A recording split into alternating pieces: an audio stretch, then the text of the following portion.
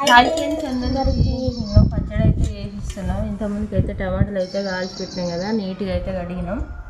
ఇంకో కావాల్సినవి అంటే మామూలుగా సింపుల్గానే చేస్తారు ఈ పచ్చడి, ఎక్కువ ఏం పట్టవు. ఇంకో ఎల్లిపాయ, కొంచెం చింతపండు, ఇది నీట్గా కడుక్కోండి. నీట్గా అయితే కడగాలి. కారం, ఉప్పు, ఇంతే. ఇంతకన్నా ఎక్కువ అయితే ఏం పట్టవు. అదే మన టమాటా పచ్చడి అయితే కొంచెం నూనె పోసి మనం తాలింపు చేసుకొని అవన్నీ పచ్చడి అయితే చేస్తాం కదా, దీనికైతే సింపుల్గా. ఎందుకంటే ఫీవర్ ఉన్నప్పుడు ఇట్లనే చేసుకొని తినాలంట, నూనె లేకుండా అమ్మ అయితే చెప్పింది. నిజంగా మా పిల్లలు అయితే ఇక చూడండి, ఒక పాపనేమో టమాటాలు కాల్చింది, నీట్గా చేసుకొచ్చింది. ఒక పాప చింతపండు నానబెట్టింది, ఒక పాప ఎల్లిపాయలు తీసింది. అసలు పిల్లలు దొరకడం నాకైతే అదృష్టం అనుకోవాలి. అసలు లేవడానికి ఓపిక లేదు.